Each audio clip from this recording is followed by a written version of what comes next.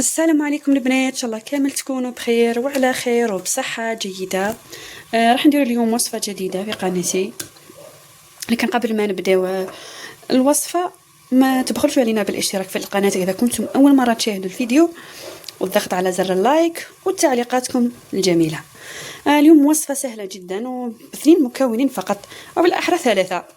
عندنا لهنا البطاطا قطعتها دواير علشان رايحه نقليها، ومن جهه عندي زوج رؤوس شيفلور ولا بروكلي ولا كل واحد كيف قطعتهم وغليتهم. خليهم يطيبوا، ندير لهم شويه ملح وخليهم يطيبوا عادي، يعني كل الناس الكل تعرف طيب الشيفلور. ونكملوا مع بعضنا الوصفه. هذه البطاطا البنات نروح نقليها ونديرها هي الطبقه الاولى في البلا، ونروحوا نوجدوا صوص بيشاميل. عندي هنا بلا بيراميكس ندهنوا بالزبده،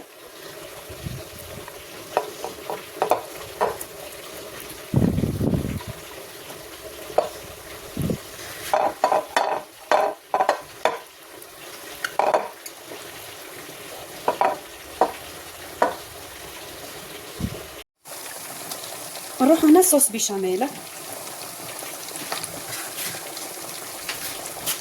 عندنا 2 مغارف زبده،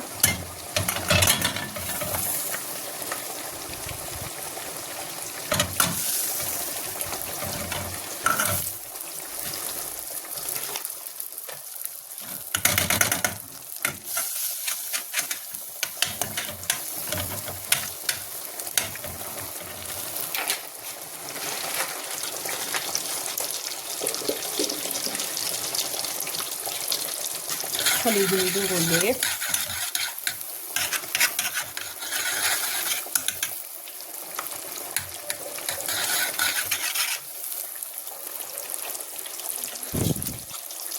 اثنين ملاعق فارنة،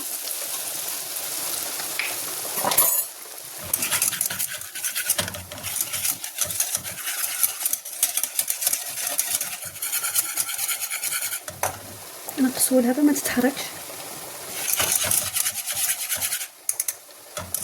شغل حنصوا الفارنة، تشوفوا شويه اللون يتغير، بداو نضيفوا الحليب نضيفوه بالتدريج.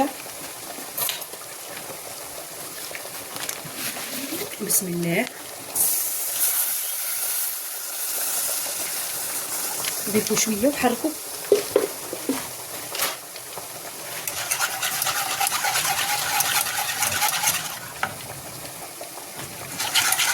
وبزيدوا لها شويه على النار.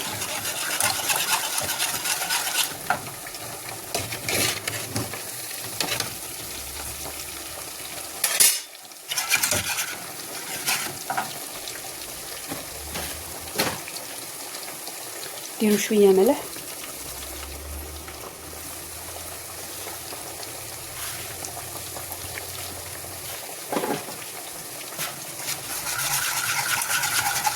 نحتاج نصف لتر فقط تاع حليب، ولا شوي اكثر من النص فقط.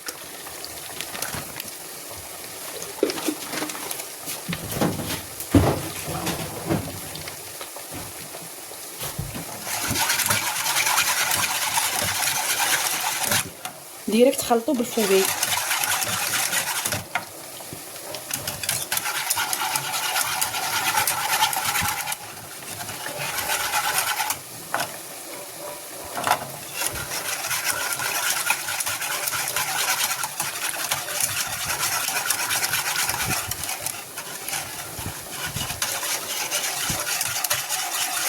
انا هنا صوص البيشاميل ما حبيتش نديرها خاطره بزاف، ما يجينيش الشيفلور ناشف، خليوها شويه جاريه وانتم لكم الاختيار.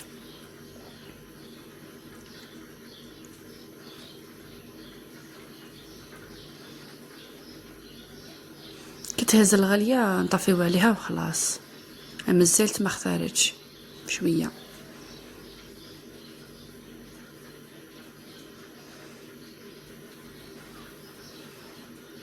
اللوحو لهنا فيها شوي فرماج، هذا لهنا ما ديرش الغلطه تاعي انا، لحتو كيما راه طراف نورمالمون رابيه واللوحو هذا يعني صنع منزلي الفرماج، سما ما ذابليش قعد لي هكذاك طراف.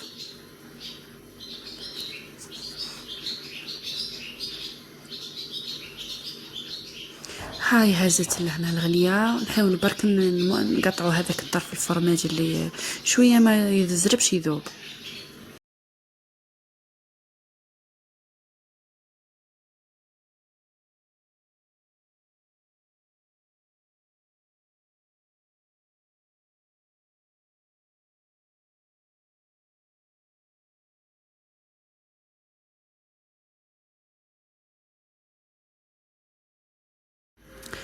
درت فيها شويه دبشه وخلاص، يعني نكهات كما تحبوا. هذه لهنا البطاطا فرشتها كطبقه اولى، ومن بعد نجيب الشيفلور.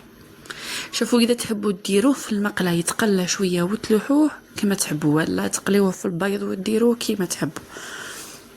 انا درته ديريكت هكذا،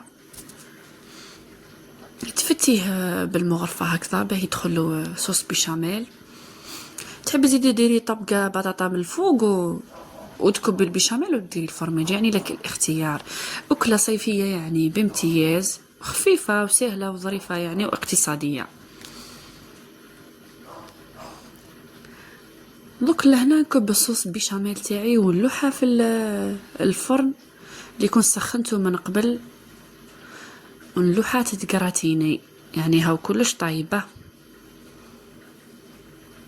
صدقوني الريحة راهي تشهي، راهي ما عندي ما نقول لكم، هايلة هايلة. شتو الفرماج عليها قلت لكم انا ربي وخير، قاعد لي على بالك طرف طرف.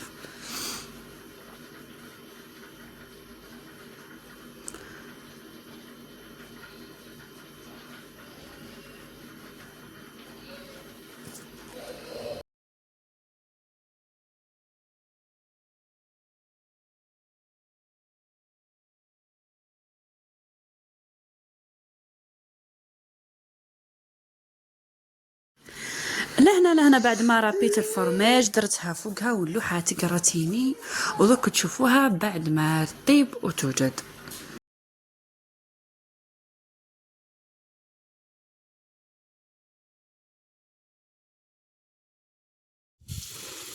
هذه هي الكراسة تاعنا. لهنا طابت وكما تصدقوني الرائحة راهي هايلة هايلة. شوفوا كيف راهي تبقبق، هذا وين ما خرجتها الفرماج هذاك ذاب وحمار من الفوق، وما خليتهاش نشفت بزاف تقعد مشمخة جوسي يعني.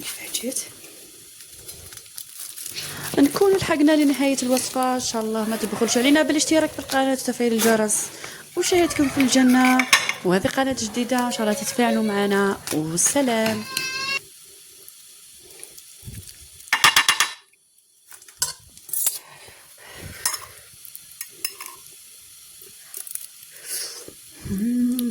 نشوف باك شاهدكم في الجنة يا البنات.